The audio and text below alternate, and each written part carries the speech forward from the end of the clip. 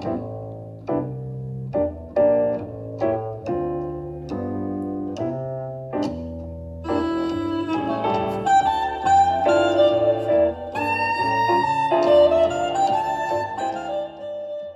todos muito bem-vindos ao Centro Municipal de Cultura, Henrique Provas Filho, ao Zarabatana Café.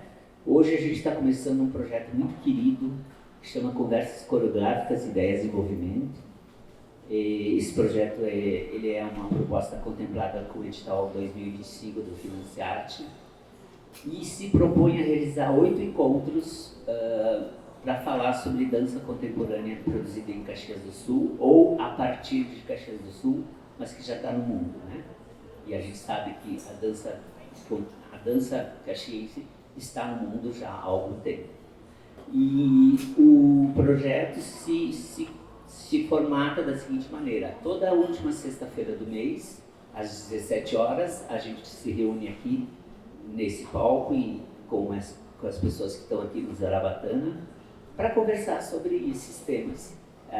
A pergunta que é mote desse projeto é o que move a criação nos contextos, no contexto das danças contemporâneas.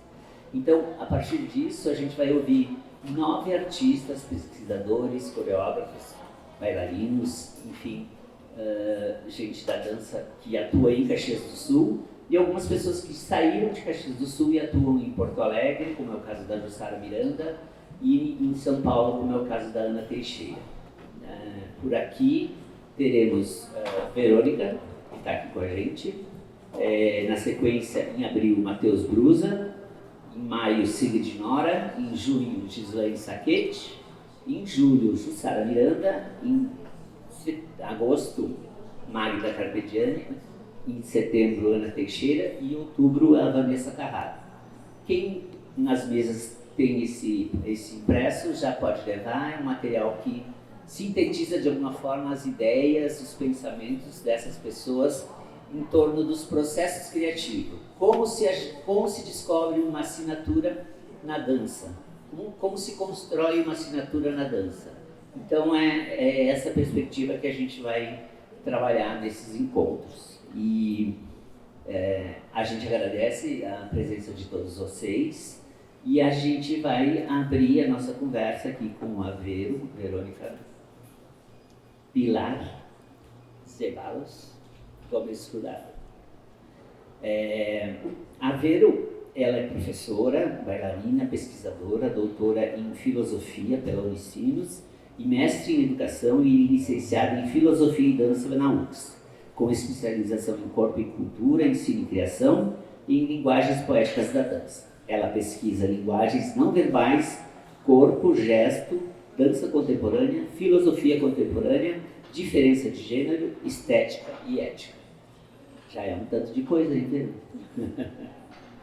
E essa formação da Vero, aqui muito resumidamente colocada, ela tem um histórico que é da sapatilha, do balé clássico, lá em Equador, ainda, né, na infância e na adolescência e até na juventude, tendo essa experiência do balé. Que a gente sempre brinca, né, o pessoal da dança diz, o balé é a base para tudo.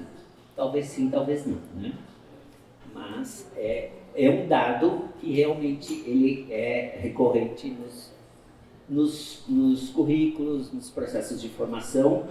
E eu parto dessa pergunta, Vero, como foi essa experiência de começar a dançar pelo clássico, né? por essa linguagem que é muito específica, cheia de códigos, de comportamentos, de regras, de disciplinas. E o que essa experiência te traz no decorrer da vida, assim? Tá. Primeiramente, boa tarde a todos. Eu queria agradecer a Carlinhos pelo convite. Eu estou muito, muito feliz em poder participar, compartilhar algumas ideias, algumas pesquisas ou desenvolvimentos reflexivos que eu faço dentro da academia para poder compartilhar também isso na sociedade com pessoas, né, do cotidiano. Eu vou falar rapidinho, né? Lá era uma vez, muito antigamente, Minha formação começou sim, desde cedo, aos 8 anos, em uma escola oficial de dança da Companhia Nacional de Dança do Equador. Minha formação durante 8 anos em balé clássico, mas também tive formações em dança moderna. O que se denominava na época, né, há muitos e muitos anos atrás, se denominava dança contemporânea, conforme alguns tipos de pensamento que se tem para contemporânea. Então, a minha formação mais forte, sim, foi no balé clássico. Eu era princesa de tutu, coroa, sapatilha de ponta, até 96. 96? 96. Eu comecei com 10 anos, daí fiz toda a escola, fui primeira bailarina do Balé Equatoriano de Câmara. E aí, nessas indas e vindas da vida, né, conheci quem foi meu marido, o Ney Moraes. Aí, ele morou lá, né, em algum tempo lá, 7 anos. E em uma dessas conversas que ele teve com o Sigrid, né, ele falava no telefone, ele falava todo... Nos últimos anos, especialmente, ele sentia muita saudade já. Aí ele conversava com a Sigrid direto e a Sigrid disse, olha, eu tenho um projeto aqui, quer tocar comigo? Né? E aí ele disse, bom, eu tenho só um problema. Eu acabei sendo um problema. Casei. Né? Aí disse, assim, você traz junto, né? Traz o brinde junto. E assim foi que eu vim aqui em Caxias, já faz 30 anos, porque quase 30 anos, foi em setembro de 96. E conheci a Síria, que é uma figura muito importante na minha vida, no desenvolvimento tanto profissional na dança quanto acadêmico. Ela me incentivou muito, né, a estudar, quanto na vida pessoal mesmo. Assim, ela é uma figura muito importante na minha vida aqui em Caxias do Sul. Ali quando eu cheguei, então ela também, né, eu vim de brinde, disse vamos tocar junto. E aí eu participei tanto da criação da Companhia Municipal de Dança de Caxias, também, né, bastante tempo eu estive à frente da coordenação da Escola Preparatória de Dança, né, com a idealização da Sigrid, né. E aí minha vida, ela começou profissionalmente, ela começou a mudar, né. Eu tive toda uma formação que foi muito importante, formação no balé, mas eu acredito que às vezes é traumático, é não sei o que, é difícil. E não é. Eu acredito que como que nós nos posicionamos no mundo, como encaramos certas circunstâncias e como nos adaptamos também a novas formas de vida. Eu tinha toda uma vida no Equador, depois quando eu vim aqui era outra realidade. E eu acho que eu sempre fui uma pessoa muito aberta para alguns tipos de mudanças. Inclusive meu segundo, né, papel assim, importante aqui na dança, na companhia de dança, era totalmente diferente que o balé clássico, mas eu acredito que sim, eu tinha uma linguagem corporal, uns códigos, a gente não pode fugir dos códigos que se estabelecem, os códigos que ficam no nosso corpo, mas ao mesmo tempo com uma mentalidade um pouco mais aberta, e a contribuição e reflexões e exercício e muito trabalho, também o corpo ele vai criando, tendo novos, né, caminhos, novos repertórios, novas movimentações. E quando você diz assim, por exemplo, o balé é a base de quem faz balé dança tudo. Me parece que não é bem assim. Não. Me parece que sim e não. Né?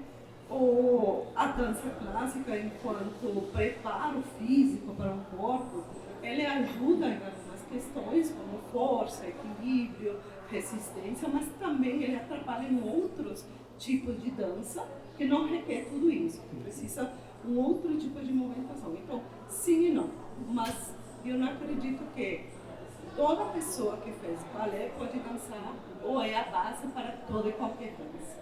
Sim, não é tanto assim. Não é tão assim. Essa é uma pergunta que vai cair lá naquela moça chamada Sigrid, mas eu acho que aqui vale a pena a gente pensar nisso, porque vocês estavam de alguma forma tateando uma experiência, né, na criação da companhia, da EPD, tateando uma experiência que vocês não tinham muita certeza do que queria dar lá adiante. Mas com que critérios ou com que valores vocês começaram a desenhar esse corpo, que é a Companhia Municipal de Dança EPD, né? Eu sempre gosto de começar com me parece, né? Eu não gosto das certezas, eu não gosto de generalizações. Me parece, assim, que quando foi iniciado essa tentativa, foi dentro de um certo tipo de pensamento. Eu também não quero generalizar aqui que a dança contemporânea é homogênea, não existe isso.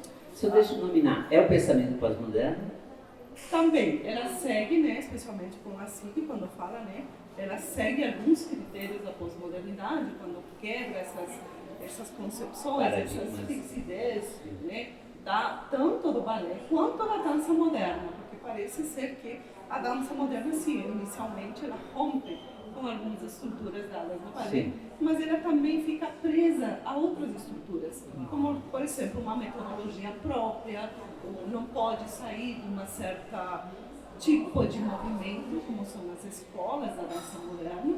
Então, essa tentativa de ir além, de romper com aquilo que foi estabelecido, me parece que é um tipo de pensamento que começa a surgir a partir da pós-modernidade, com as vivências. E que vai movimentar o ambiente cultural contemporâneo, né? Sim, ele movimenta, articula. Ele tenta articular, porque assim, na receptividade que você tem dessa outra forma de pensar, essa outra forma de propor, essa outra forma de colocar o corpo em cena, ou de a ideia do que se quer de um corpo, o que se entende por dança, também, inclusive isso de 96, passaram já 30 anos, inclusive agora é difícil, assim, parece que isso anda muito pouco, assim, vai e volta, né? Eu sinto que não tem uma acolhida muito grande, assim, muito definitiva para essas outras formas de se apresentar. Sim, entendi. Corpo. Corpo é um conceito, é uma palavra que nos exige pensamento, nos exige reflexão, aproximações, derivações. Como essa ideia desse corpo de baile, digamos assim, que é uma expressão retrô, né, se formatou e reverbera até hoje, que você vê na cena da dança em Caxias do Sul e no estado e no país, porque essa é uma experiência que perpassou, né, fronteiras. Deixa eu me organizar. Partindo do corpo, é um conceito muito especial, muito importante na contemporaneidade, ou não só na contemporaneidade, a partir mais ou menos da metade do século XX, eu tenho esse percurso filosófico, um longo tempo o corpo foi tratado como instrumento, e não se aceitava essa ideia que é no corpo que acontece tudo, nosso pensamento, nossos afetos, nossas memórias, tudo acontece no corpo. É esse conjunto de experiência. Né?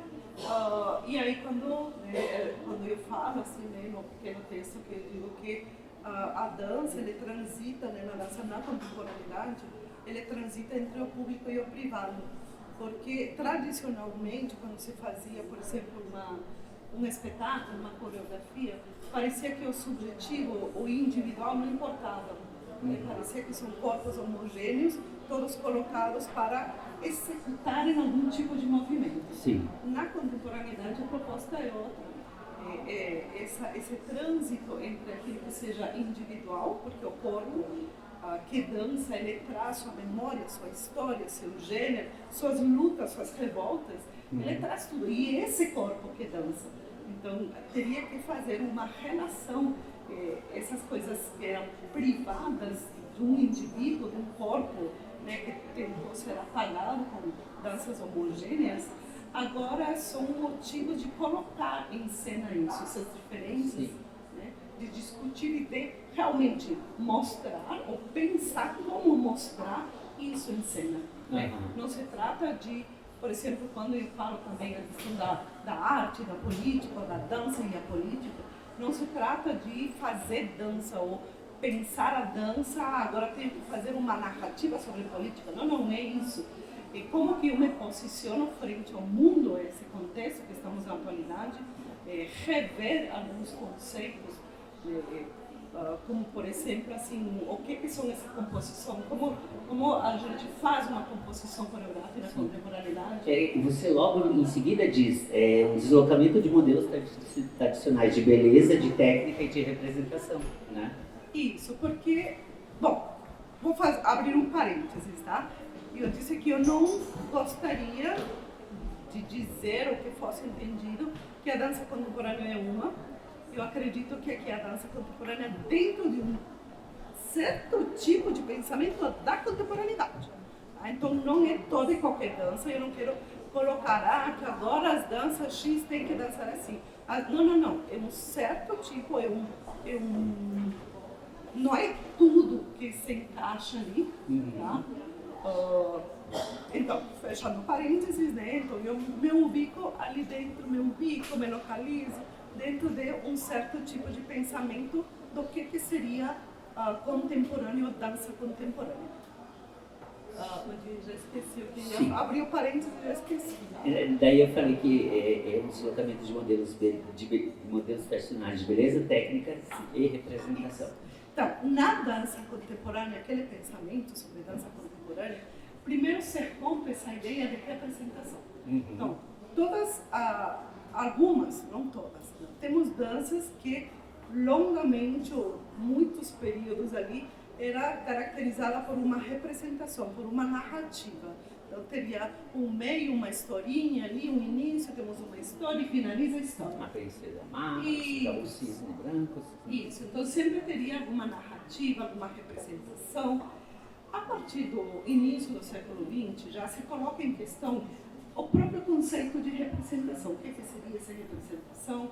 Se ainda é possível, né, representar como se pensava na atividade, com toda a vivência, transformações sociais, se possível ainda representar, especialmente depois da Segunda Guerra Mundial. O que se faz depois disso? Não representamos mais nada, né? É melhor não representar.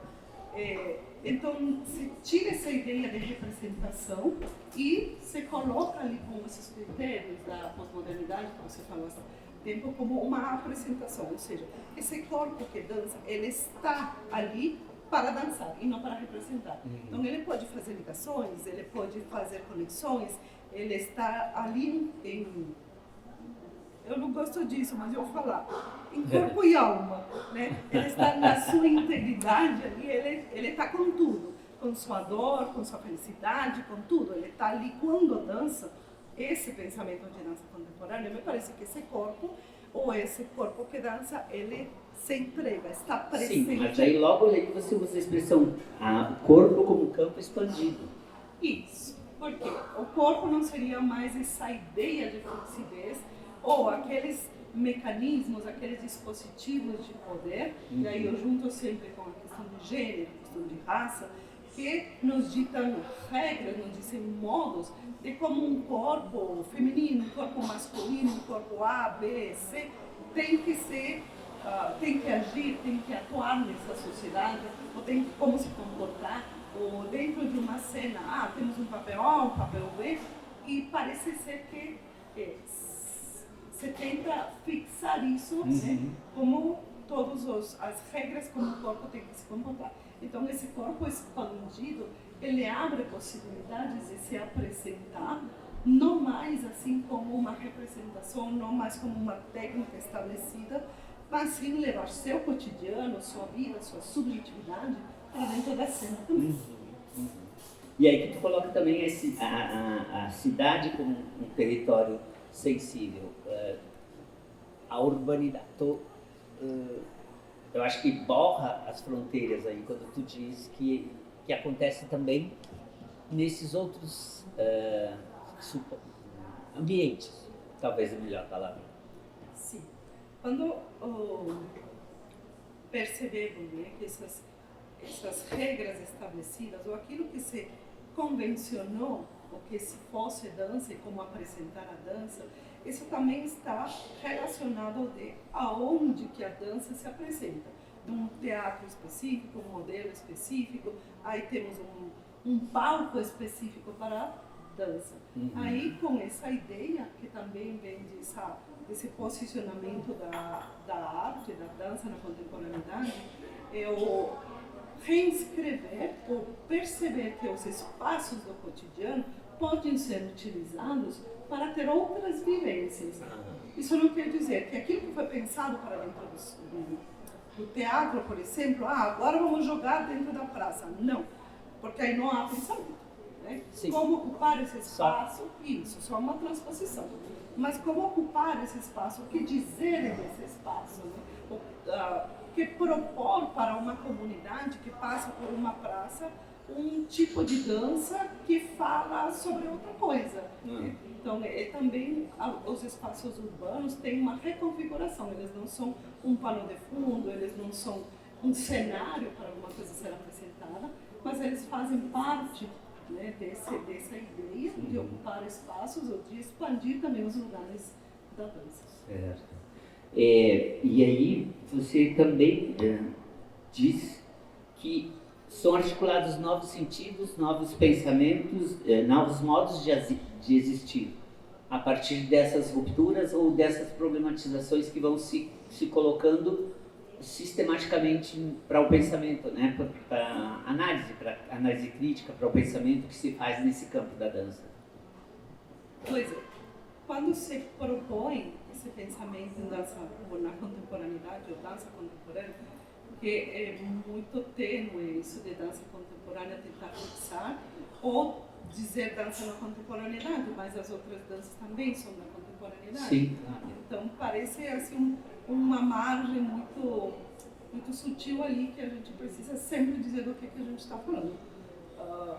Mas quando diz assim, dar outro sentido, ou seja, não tem como, a partir de um certo tipo de pensamento, de propor outras coisas, ou de apresentar outros modos, também não fazer que isso se expanda, ou que tenha rastros ali, que deixe novas vivências, o que não é sensibilizar, se é afetar, tocar, ou ver que também existem outras possibilidades. Estabelecer relações, contatos, aproximações, contaminações. Isso, porque assim, por exemplo, tem uma dança que foi pensada e apresentada para um lugar específico na sociedade, no espaço urbano. Não tem como isso não contaminar o olhar do espectador, até o próprio pessoa que está ali, o corpo dançante, eu não gosto, esse bailarino fica muito restrito, né? Porque aquela pessoa que se apresenta, parece que o bailarino é aquele que executa passos. Sim. Né? Parece ser. Mas aquela pessoa, aquele indivíduo que dança, que se movimenta, ele também é afetado por esse olhar, por um outro olhar mais perto, por um cotidiano, por pessoas passando, e isso cria novos sentidos, tanto para o bailarino quanto para o público. E permite a experiência sensível em outros contextos, tendo outras possibilidades de leitura, tendo outros ângulos de visão, enfim, que é da ordem da contemporaneidade também essa convivência, né, desses conceitos, dessas possibilidades, né? Acho que também anda por aí, né? Isso. Eu gosto muito de pensar mais em uma experiência sensível, que muitas vezes ela é confundida ou se coloca como toda experiência sensível como sendo uma experiência estética. A experiência sensível ela é mais aberta, ela se aproxima muito da experiência estética, só que a experiência estética ela é problemática, tá? Porque todo mundo quer, como é uma palavra bonita, né? Uma experiência estética é uma coisa bonita, né? Em questão conceitual, assim. Só que a experiência estética, ela é a relação que tem um espectador com uma obra, um contexto, mas não depende de nenhum deles, né? Então, a experiência sensível, ela pode depender do sujeito. enquanto abertura para uma experiência sensível. Entretanto, uma experiência estética não depende do sujeito. Se eu vou assistir alguma obra, alguma coisa e vou fazer uma experiência. Não funciona assim a experiência estética. Ela independe do sujeito. É uma combinação de circunstâncias que permitem que isso aconteça. Então, eu gostei muito dessa experiência sensível, quando se leva a dança contemporânea, se leva a outros espaços, para termos mais tipos de experiências sensíveis. E no ambiente da filosofia, né? O DOC em filosofia, como é que esses conceitos dialogam, convergem, divergem? O que tem ali nesse espaço?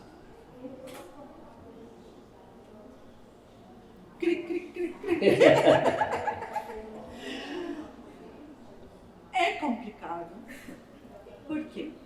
Eu sou toda a minha formação acadêmica é na filosofia, embora tenha um mestrado em educação, mas é no campo da filosofia e da educação. Muitas vezes, quando a gente sai desse lugar acadêmico, assim, que parece ser, só parece, que todo mundo entende o que está falando, todo mundo parece que os conceitos eles dizem só uma coisa, que todo mundo entende igual. Tem impacto de... Só parece, tá? Mas ali quando se sai dali, eu percebo que se toma a filosofia como sendo um campo que todo mundo pensa igual, né? Então, na filosofia, a gente fala que seria mais conveniente falar em as filosofias, né? Porque todos assim, os autores, correntes filosóficas, eles têm uma perspectiva, uma fundamentação, uma especulação em cima de algum objeto que pode ser totalmente diferente de outro. Isso não quer dizer que uma seja certa ou errada. Sim. Então, no campo da filosofia, quando a gente fala de corpo, especialmente, porque, querendo ou não, na tradição filosófica, a dança não é tematizada assim de forma explícita, tá? Não temos grandes tratados sobre dança, ou temos poucos assim que falam assim en passant, né? Inclusive Platão, mas muito en passant, muito rapidamente. Sim. Não se tem uma tematização como conhecimento, como, sei lá, existência, a verdade, não tem. A dança ocupa um lugar muito, muito além do marginal. Mas ela se aproxima mais, ou todas as pesquisas, elas partem também de umas concepções acerca do corpo na filosofia. Sim. Que também ele é um conceito marginal, né? Eu vou dar aqui um parênteses, vou convidar a quem quiser fazer um convite, tá? Nas quintas-feiras, eu já deixo, posso? Claro, por favor. Nas quintas-feiras, 2h30, 3h30, tem um grupo de pesquisa que se denomina Corpo e Poder, tá? Do programa de pós-graduação em filosofia, ali na UFS. Eu coordeno esse projeto de pesquisa junto com a minha mestranda, que ela é bolsista CNPq, e a gente organizou isso. Quem estiver, a gente está falando sobre questão de corpo, poder, gênero e como que isso acontece dentro das teorias filosóficas da atualidade. Muito obrigada, Carlinhos, pela oportunidade de promover o meu grupo de pesquisa. Mas estávamos falando do corpo e da filosofia, certo? E o corpo também é um conceito, enquanto conceito, né? Vamos falar enquanto conceito, ou como conceito. Ele também foi muito tempo marginalizado, né? Depois, aos poucos, né? Ele é colocado como... Mas são poucos os filósofos que fazem isso, né? Porque na filosofia, querendo ou não, a gente tem um campo racional que tem que ser defendido, que tem que ser argumentado na questão da racionalidade. E muitas vezes se pensa que o corpo não teria, ou que não faria parte dessa racionalidade. Mas é justamente no corpo que acontece tudo, né? Tanto o nosso pensamento, o nosso afeto, tudo que a gente pensa, tudo que não pensa, e tudo que eu pensará, talvez, né? Ele acontece no corpo. Então, o corpo toma um lugar um pouco mais de destaque ultimamente nas questões das relações de poder, a partir de Foucault, com as questões de gênero, né, a partir da Butler, ou as questões da interseccionalidade, que não temos mais na atualidade como separar as questões de gênero, raça e classe. Então, aí... Que são teus objetos de estudo também? Também, ultimamente no grupo de pesquisa a gente está desenvolvendo isso. Então o corpo ocupa um lugar mais de destaque. Porque na tradição filosófica ele não tinha esse destaque. E por que impõe-se, portanto, a necessidade de pensá-la como um acontecimento na medida que instaura presenças transitórias e produz rastros que resistem à fixação, permanecendo como memória em contínuo deslocamento? Ui, que profundo. Profundo, eu quero que tu desdobre isso. Eu estou me sentindo no exame de admissão, né? A gente manda um texto e ali, ó, defende o texto, né? Tá. Brincadeira. Sim. Bom, eu vou partir primeiro conceitualmente, tá? Que é o conceito de acontecimento.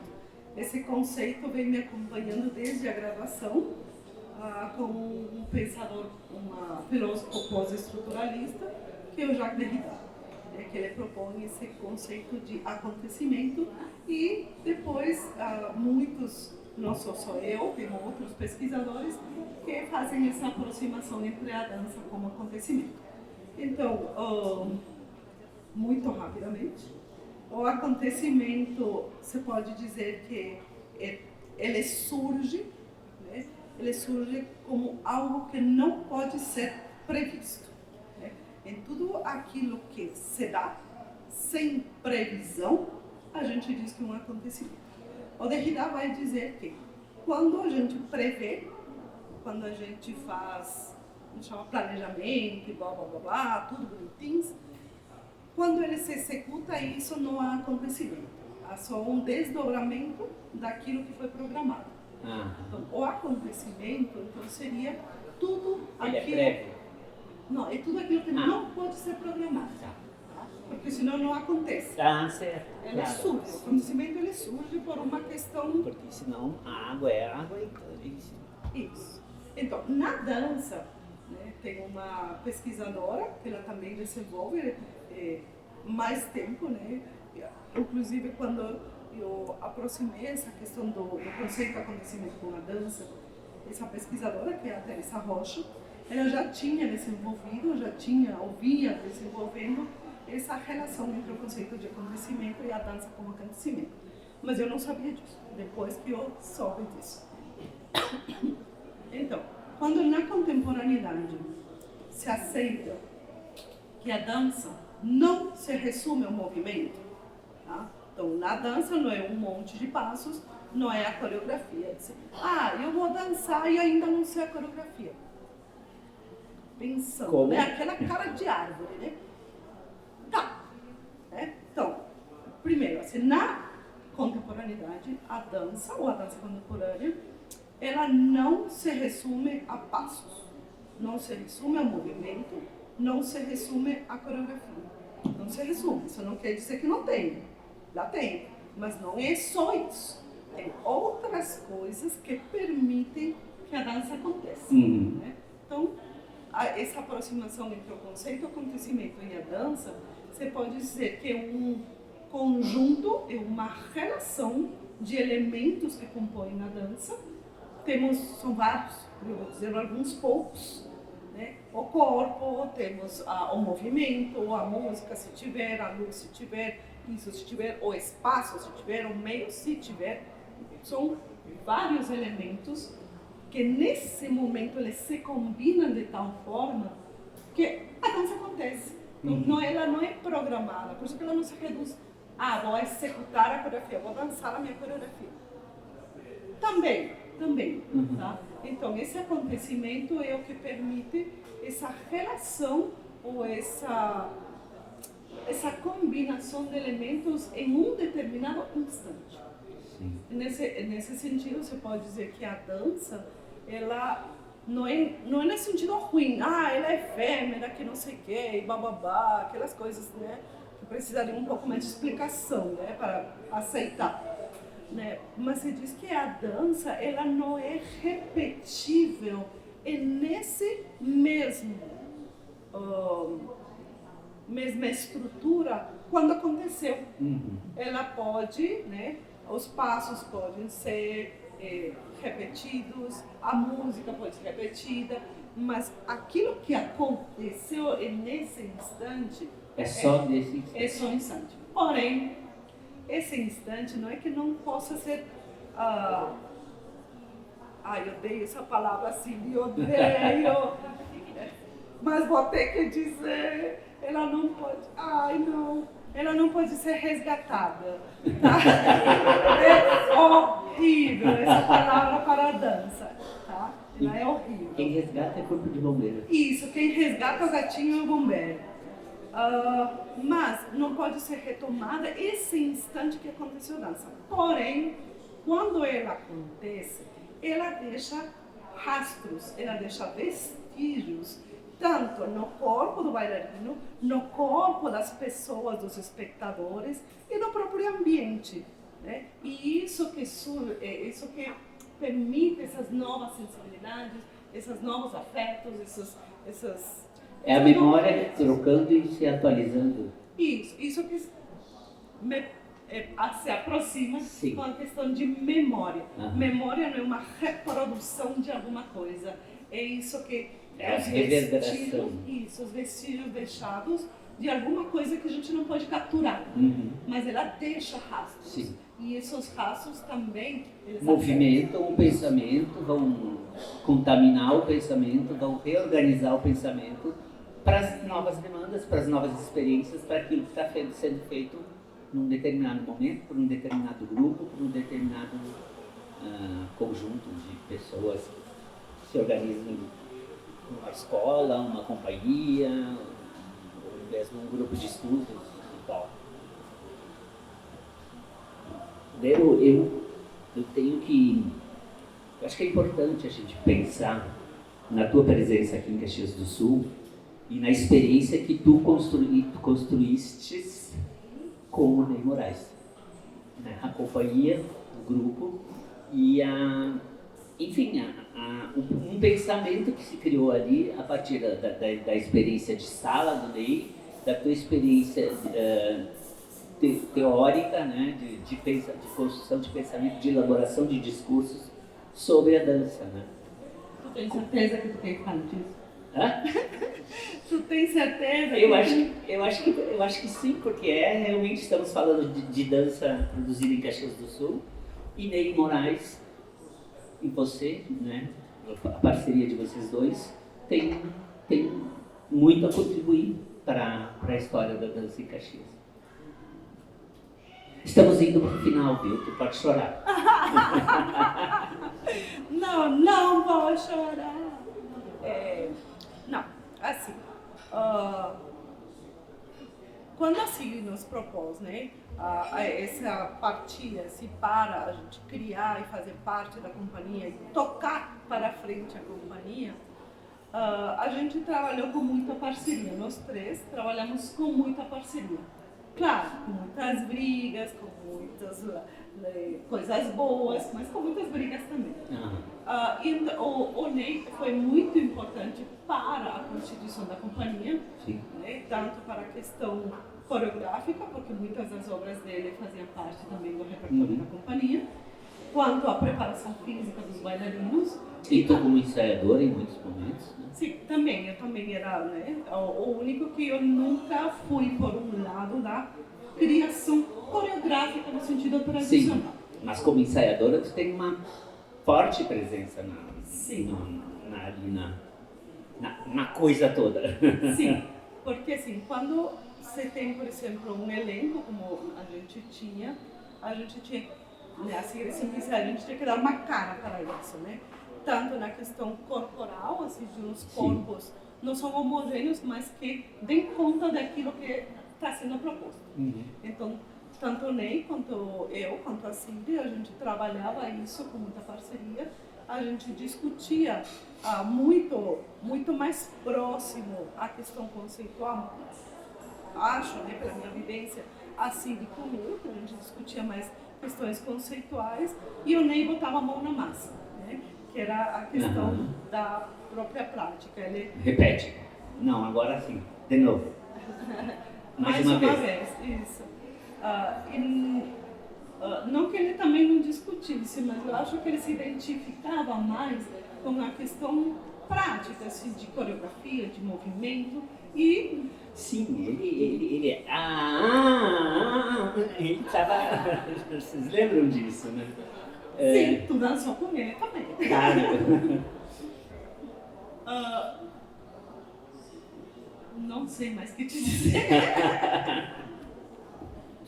Mas sim, foi extremamente importante. Sim, é importante para a história da dança de Caxias do Sul. Não tem como, de jeito algum, não tem como negar a importância que o Ney teve, tanto na história da dança aqui em Caxias, quanto na criação, e por muito tempo na continuidade da companhia de dança. Sim. A partir de todas essas ideias que a gente foi trocando aqui, como é que tu olha para o que tem sido produzido de dança, seja em Caxias do Sul, seja no estado, seja no Brasil, no mundo, que experiências te afetam o olhar, te mobilizam? Tu tem certeza disso? Sim, tenho. Precisas falar.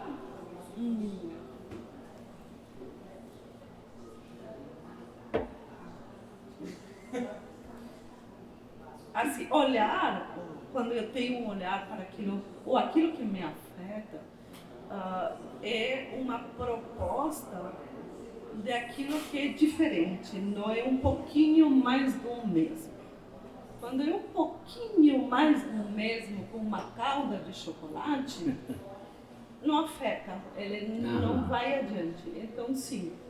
É só uma coisa com uma calda de chocolate. Isso. Então, eu acredito muito na experimentação, em tentativa de erro, tentativas de acerto, mas movimentação.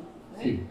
Então se acostuma de um jeito, faço assim, troco a calda, meio mais de chocolate, de morango, né? Mas eu fico um pouquinho mais o mesmo. Então, isso me parece que não vai, assim, não afeta, não acrescenta muito para a nossa companhia. O texto da Cindy fala um pouco sobre isso também. Como a cena brasileira tem experimentado algumas... Mas isso a gente vai conversar lá adiante. Não queres citar? O quê? Citar? Cantar não, cantar não. Citar experiências que te tocam, de companhias, de espetáculos. Não. Eu vou ser muito parcial, né, no sentido, eu acredito que todas as pessoas têm um gosto, embora ele se eduque, né, não é um gosto no sentido subjetivo, e eu acredito que seja por isso que é difícil me agradar. Mas... É que isso é difícil, Vero. Não, só um pouquinho. Então, assim, quando eu assisto, quando eu vejo, né, as questões, as propostas que vão além, né, eles me chamam muita atenção. Isso. Gente, a gente está nos minutos finais, né? Impressões, perguntas, colocações, contribuições, tá aberto aí para a gente compartilhar. Aliás, este é um detalhe importante do projeto. Todos os nossos encontros são gravados e serão lançados num canal específico do Conversas Coreográficas. Então vão ficar lá registradas essas conversas, até como um arquivo histórico, um arquivo sobre um pensamento, sobre os pensamentos que a gente tem na dança em Caxias do Sul e no Brasil, no mundo, a partir das nossas ideias, das pessoas que pensam, refletem e produzem dança aqui na cidade. Cris. Vero, eu fiquei ouvindo a questão do corpo e desse afeto que manifesta, né, que deixa um rastro, e de como esse pensamento se apresenta como dança ou movimento. E eu penso, isso é uma reflexão minha que eu gostaria que tu pudesse discordar, concordar, ampliar, me ajudar. Da mesma forma acontece na vida, esse todo movimento quer dizer um corpo em movimento para um palco, uma cena, uma rua, é um corpo mudando e pensando para toda a sua vida, para todas as questões da sua vida. Entende a minha pergunta? Posso? Não? Posso? Pode. É o corpo movimentando e articulando e transformando a cena, os ambientes, é isso que tu também quer dizer? Não, eu quero dizer que não, esse corpo que se move em vida, que troca de conceito em vida, que repensa seus conceitos num sentido amplo, não num sentido só da dança, sim, é um corpo que dança, independentemente de estar na cena ou não. Mudar pensamento, mover pensamento.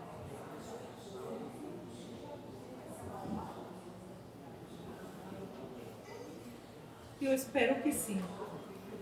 Aquele corpo assim que pensa, que se movimenta, ele precisaria estar em uma constância de pensamento e de movimentação e de ser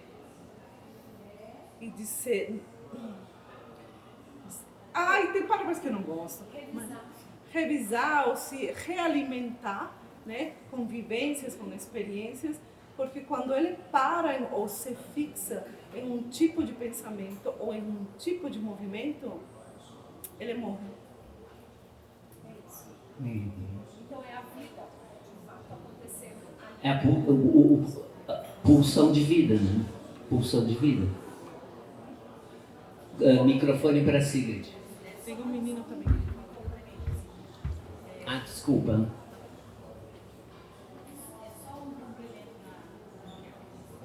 Eu acho exatamente que na medida em que o corpo para de se movimentar, ele estabelece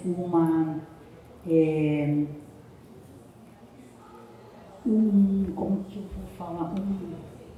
Uma pausa no movimento neuronal, que a gente estava conversando aqui, que é o que move, de repente, o movimento, né? O pensamento, o movimento, e acho que na medida em que ele nega isso, ele nega as possibilidades de outros possíveis.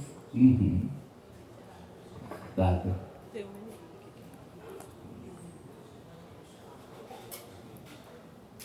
Boa tarde, quero primeiro agradecer, foi um prazer ouvir vocês falar. E aqui eu estava pensando um pouco, quando a gente fala no contexto pós-estruturalista hoje do mundo, da filosofia e também da dança, eu imagino. Preciado, ele vai falar que o corpo ele não é biológico necessariamente, mas ele é um instrumento político de revolta muitas vezes, né? Sim. E aí dentro disso, no pós-estruturalismo, como a dança contemporânea pode se adaptar, por exemplo, o balé ele é muito estruturado. Ele é uma dança muito tradicional, com movimentos certos, com uma estrutura certa. Como o balé pode se adaptar e vir para uma dança mais contemporânea, de uma forma de um instrumento político, de revolta e de contra essas estruturas, de rompimento, no mínimo de questionamento dessas estruturas? Deixa eu ver se eu entendi. Você perguntou como o balé pode se colocar? O balé é uma dança bem clássica, bem estruturada. Ele pode fazer esse movimento de romper com essas estruturas, de ser menos como um balé clássico mesmo? Ou ele vai ser sempre preso a essas estruturas?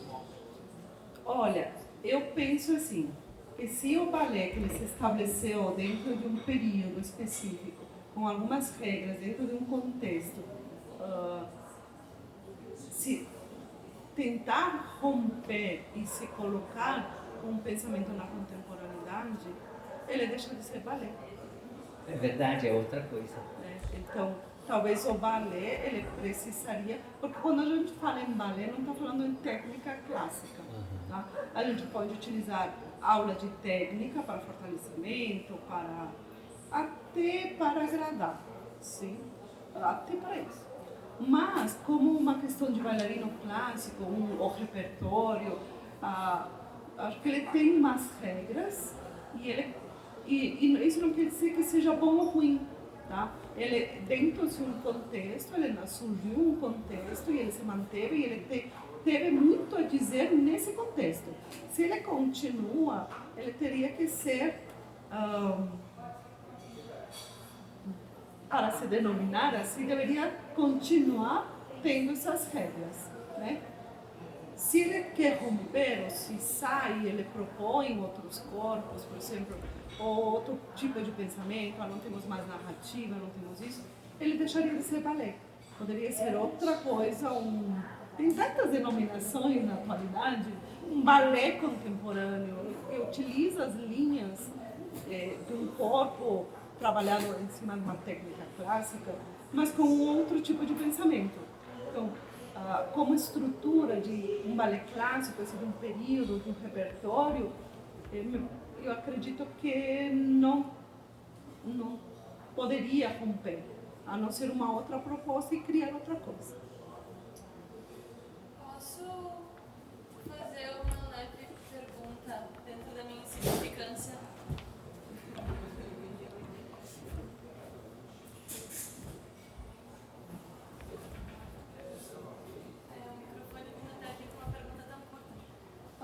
Pensando nessa questão do balé, de extrapolar, ou de ressignificar, ou de se revoltar, eu entendo que se ele muda, ele deixa de ser o que ele é, por ser uma dança tradicional de um período, de um lugar, mas não estaria a companhia do Trocadeiro fazendo justamente isso?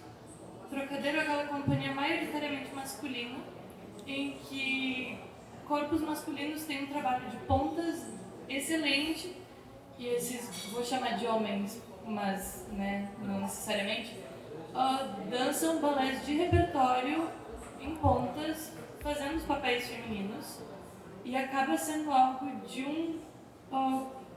uma técnica maravilhosa, tecnicamente é incrível, e acaba sendo cômico. É cômico e é incrível de assistir.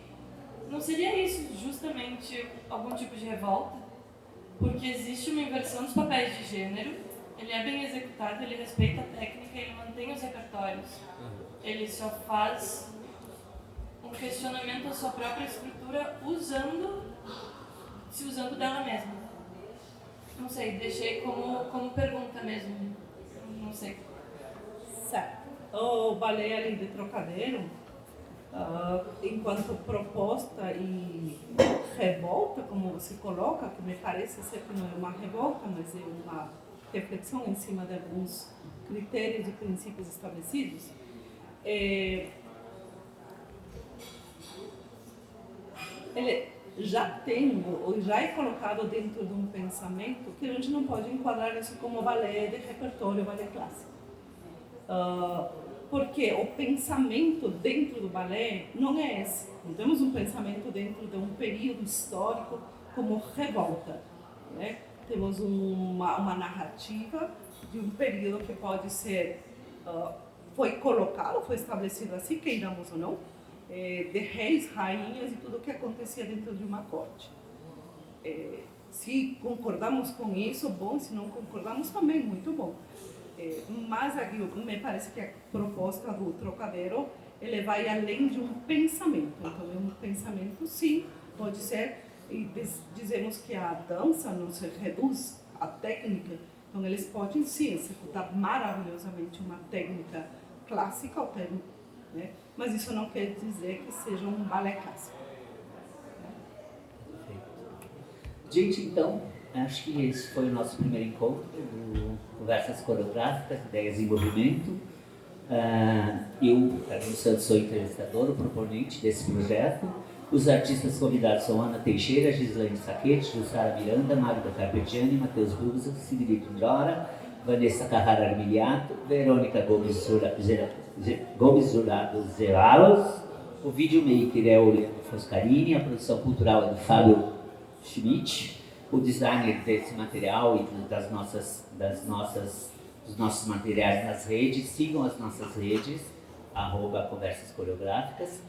A assessoria, o designer gráfico é do Marco Verde, a assessoria de comunicação é minha, Carlinhos Santos, e o contador é o Ju Guaracete. E esse projeto, a gente reforça, é um projeto contemplado pelo edital 2025 do Financiarte. Obrigado pela presença de todos e até o próximo encontro é na última sexta-feira de abril com o Matheus Brusa aqui nesse mesmo local, às 17 horas. Muito obrigado e até mais.